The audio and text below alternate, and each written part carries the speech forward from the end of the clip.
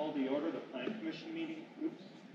Let me start that again. I'd like to call the order of the Plan Commission meeting for February 2nd, 2021 at 6 p.m.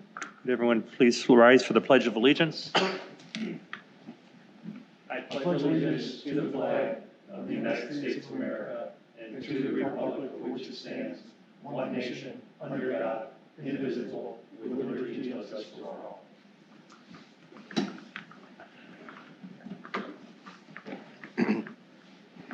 Roll call. Commissioner Graff. Here. Commissioner Oliver. Alderman Kubaki. Here. Commissioner Gazano. Here. Commissioner Buckmaster. Here. Commissioner Bartlett. Mayor Pefalski. Here. Planner Trezbitowski. Here. All right, we have a quorum. Statement of public notice. The agenda was posted and distributed to all news media requesting notification in accordance with the open meeting laws on Friday, January 29th. Thank you. Approval of the minutes from December 1st, 2020. Move to approve. Second. Any discussion? Hearing none, all those in favor say aye. Aye. Opposed? Minutes are accepted and approved. Public hearing. We have a public hearing for Muskego Carts and Milwaukee Camper Rental requesting a conditional use for the purpose of allowing the sale and service of new and used golf carts and camper rentals in the B3 General Business Zoning District located at South 80W19025 Janesville Road, tax key number 2225.984. Mayor, do you want me to kind of go through Yes, the please. overall? Okay. So this request is, the public hearing portion of it is for conditional use grant. The overall topic, though, includes that conditional use grant hearing a rezoning request from B2 to B3, which is general business, and also a building site and operation plan amendment approval. This is a site that was formerly the location for Paradise Pools, and the current applicant is looking to reuse that site. It's been vacant for a while for the sales and repair and service of golf carts and for the rental of pop-up campers. The site itself is already pretty nice and established. There's a main building on the property that gives plenty of room for what they're looking at doing with their sales and service. There's an outbuilding in the back that can be used for storage. There's concrete throughout the site, some of which they want to have some outdoor display for some golf carts during business hours, as well as parking for employees and customers that could be on site. The public hearing for the rezoning for the rezoning portion in front of Common Council was held on February 26th.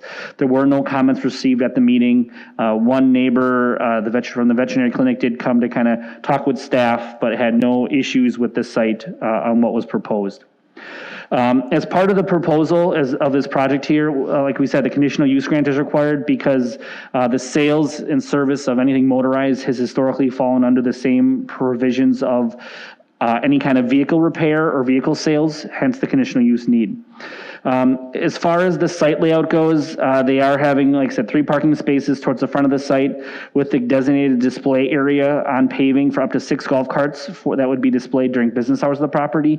And there's 4 additional parking spaces towards the rear of the building, which accommodate other traffic and employees.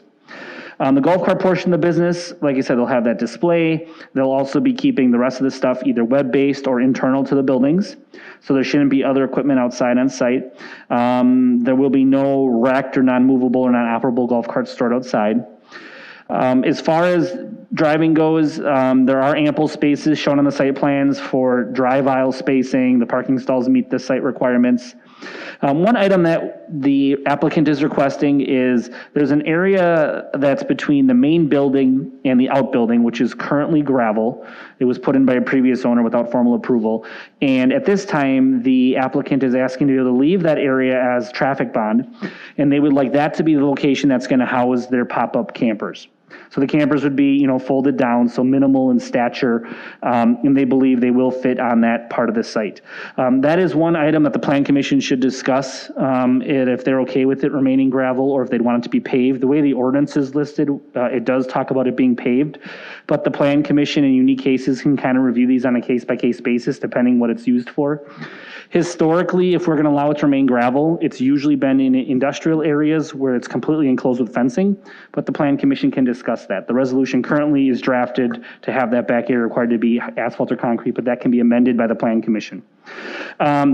As far as future needs of the business, they are talking about maybe wanting some stuff further back on the site down the road. That would need a separate approval when that time would come. As far as the camper area, they are not proposing any screening.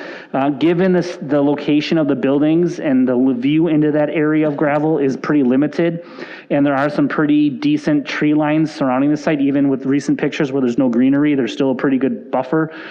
Staff wasn't specifically requiring any kind of additional screening unless Plan Commission would feel otherwise. They're going to use the existing sign that's out front and just reface it.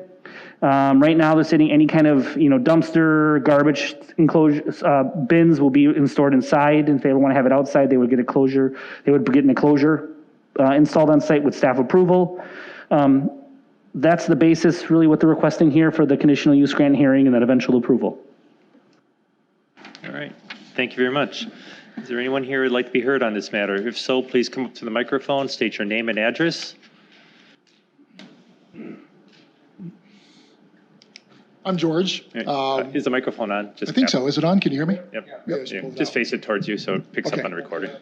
Yeah, I'm George DeGraffenreid, one of the owners of this property. And the only comment I'd like to make is on that area that Adam just mentioned, where we would be storing the golf carts. It's currently gravel.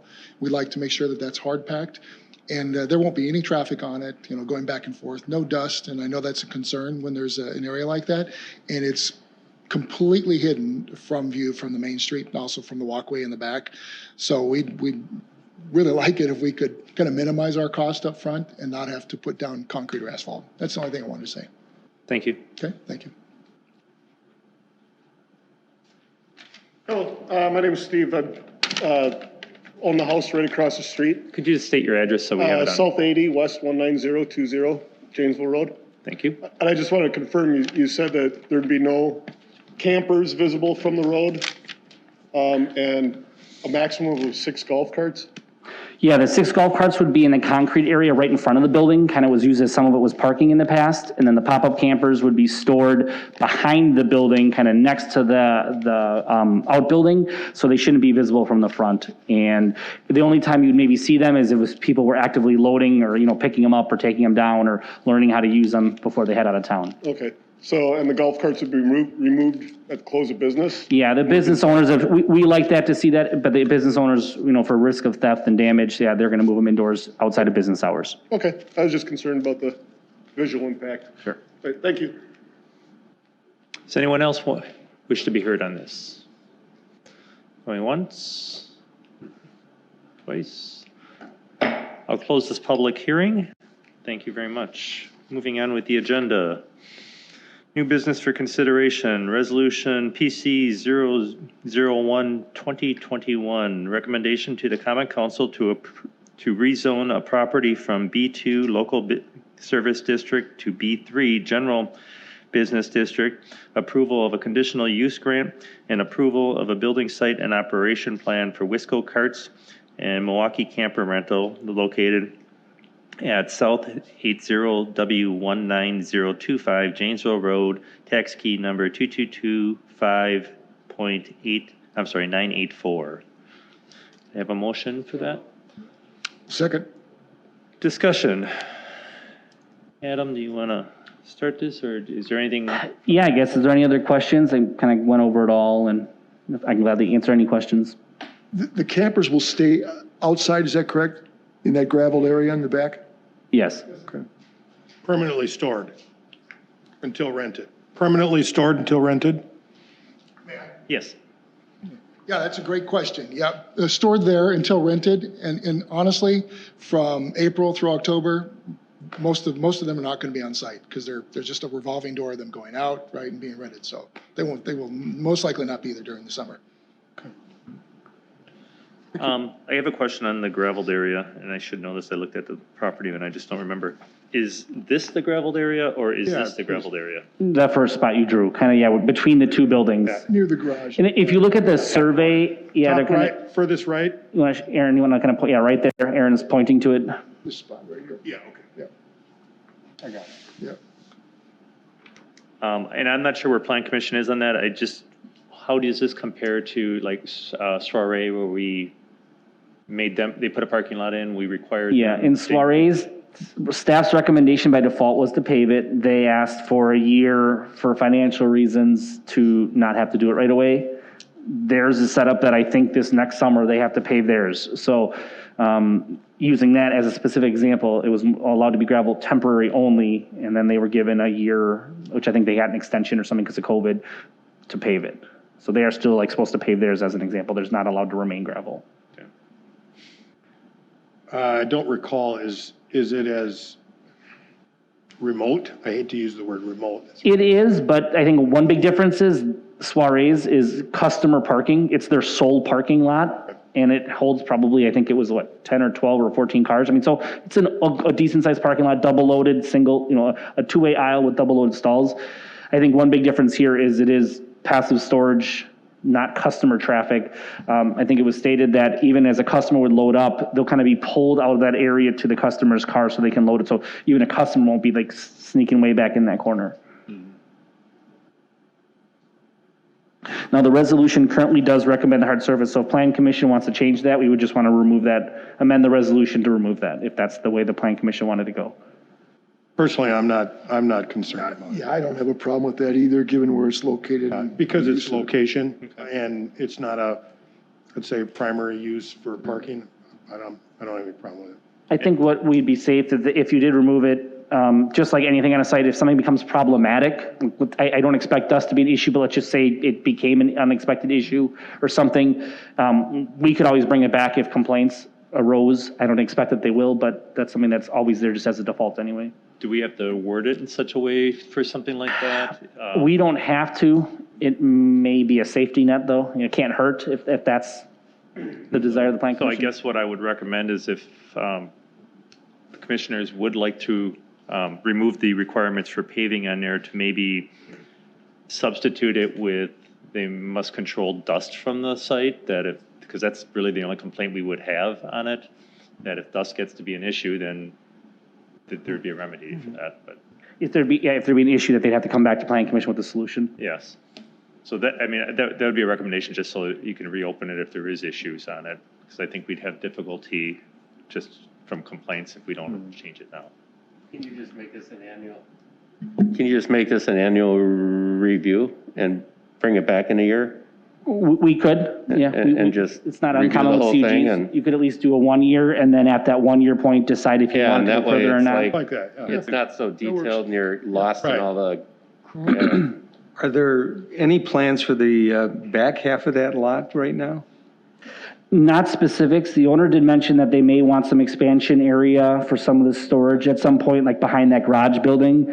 But it's noted that if they would want to do it down the road, they would need to come back here with more detail at that time.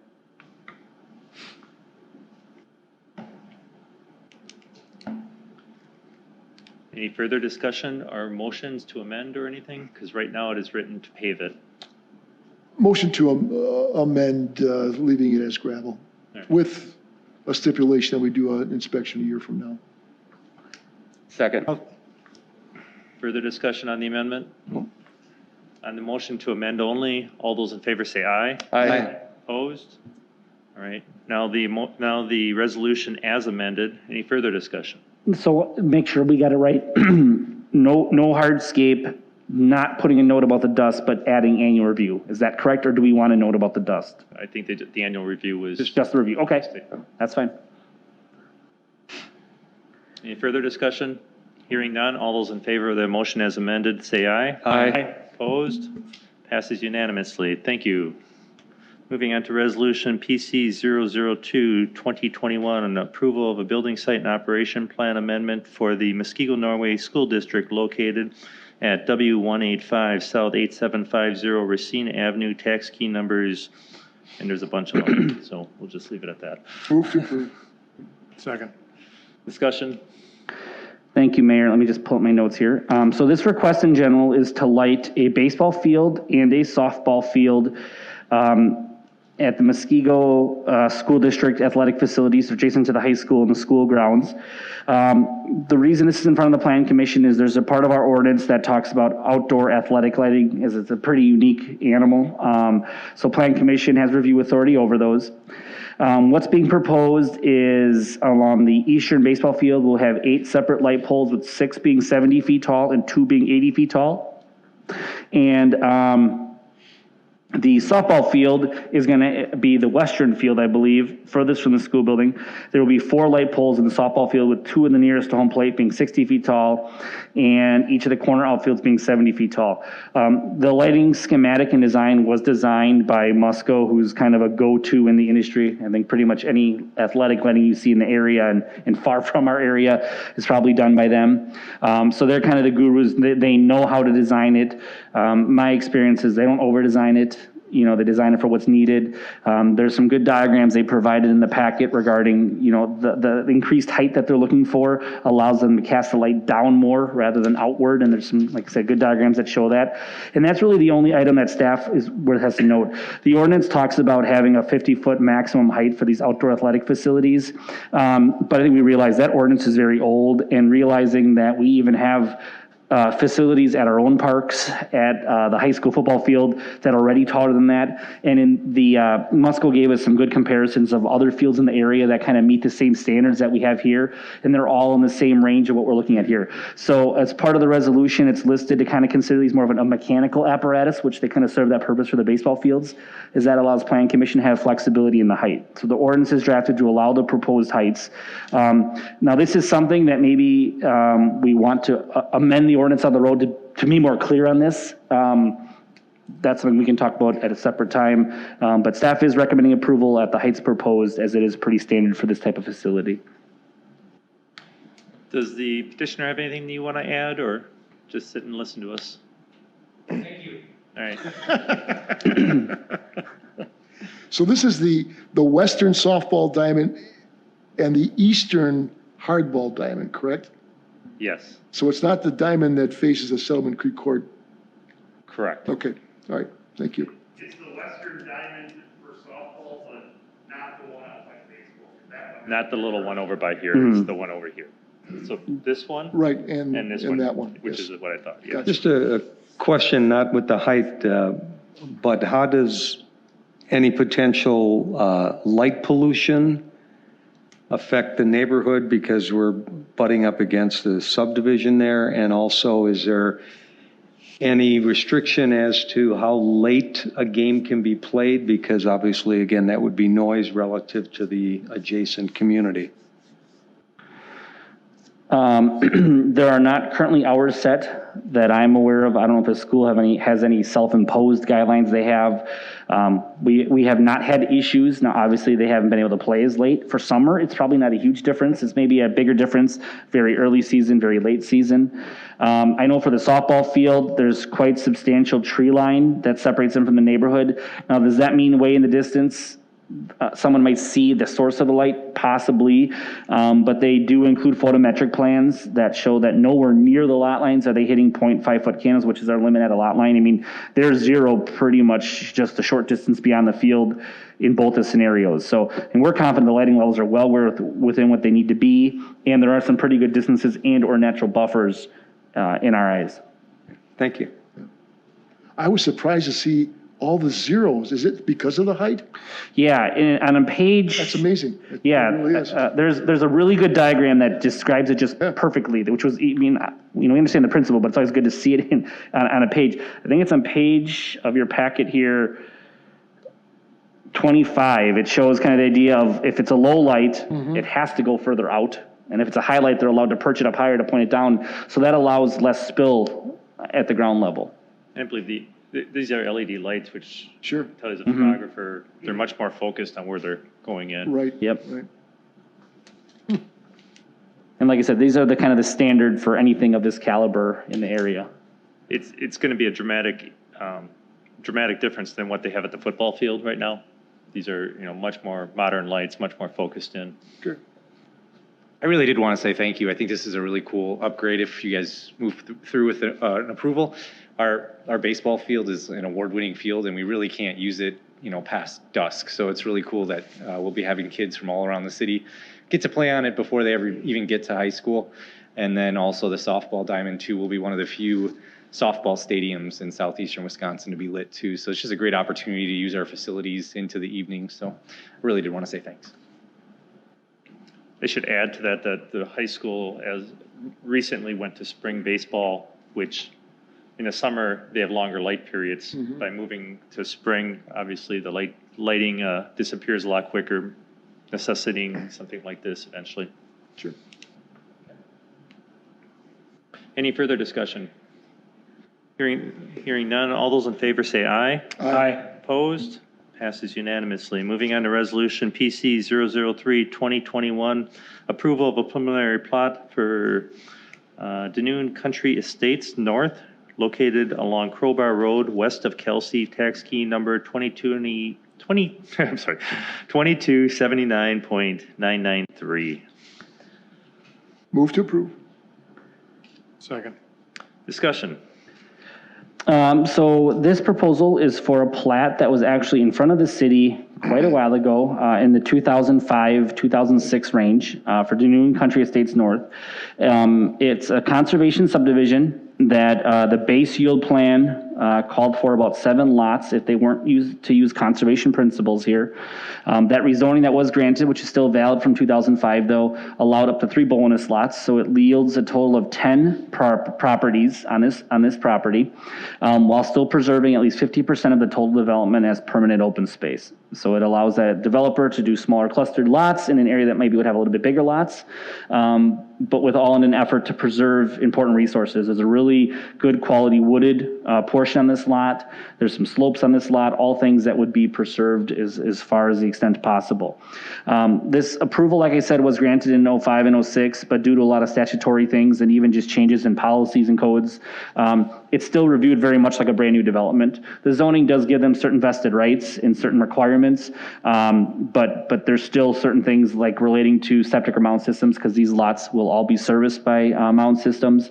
There are some concerns that the county and state had regarding just the placement of the system, so there will have to be some tweaks made, we know, to this. Staff is in the process of wrapping up our very final review comments as we speak. I was working on them today. Those should hopefully be out in the next day. They've already gotten their comments from the state and county relating to plat review and septic and mound systems. So there are going to have to be some tweaks made. With that, there always comes the possibility that there might need to be some slight layout change, or even the slight possibility of maybe altering or losing a lot, just depending on, can they fit the septic or mound system on the limited building pads with the preservation easements and such. So we'll be working that out with them. But overall, it appears to meet the bulk items of the ordinance, and subject to technical review, staff is recommending approval. I can recall this back when, in 2006 and 5, when it came, and we had a lot of discussion, and it looked good. I mean, back then, so I'm glad they're coming back. So There are some concerns about groundwater. I guess Lake Danoon is quite sensitive to the quality and the quantity of water that's coming into the lake, given that there's 3 tributaries that drain into Lake Danoon, this being the largest one. Further downstream from this subdivision is Lake Meadows subdivision. Lake Meadows was installed prior to a lot of these regulations for surface water quality and protection, ponds in the lake. So they run quite a bit of water down through the parkway into the lake.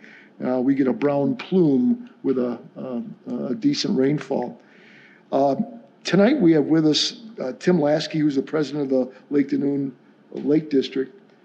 He's got a couple questions that he can pose best, and I wonder if you wouldn't mind if you would pose those questions for us. Sure.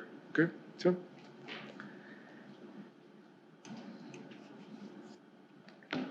Thank you, Kevin. Can you guys hear me? Keep the mask on. So yeah, the concern for the lake, as we've seen, we're in a period of more accelerated decline in the water quality in the last 2 decades, and more dramatic decline in the last couple of years. We're looking at some fairly large plans to deal with the in-lake loading of phosphorus, which of course is the main pollutant that comes in with the sediment on the runoff. One of those is aluminum sulfate, which is a huge project for us, but it would be ruined if we dump more sediments on top of the aluminum sulfate. So the concern comes from the work that we've done under the Water Action Volunteers Group to begin to measure the tributaries and their efficacy for buffering water and the wetlands to clean the water. And we noticed during big rain events that pond north of Kelsey, the pond that the city owns, is we consider to be of limited efficacy. And what I understand of these new developments, that these would dump in and put more pressure on that retention pond. But my question's about the plan that has been submitted with regard to stormwater management for the new subdivision, is that it calls for a minimum of 80% sequestration of the solids in a wet pond because the soil is not suitable for ground infiltration, which is, of course, the preferred way to deal with the storm runoff.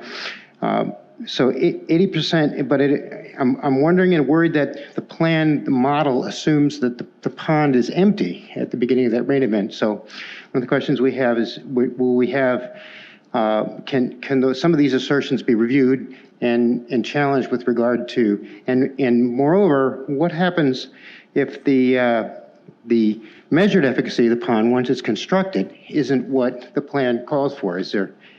What is the remedy or recourse for the city to deal with the pond isn't doing what it's designed to do?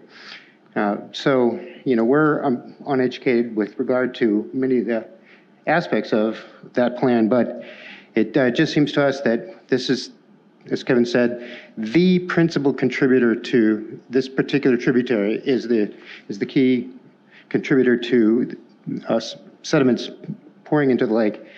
And the wet drainage ponds we don't think have had a good history of efficacy. So the questions really surround that plan.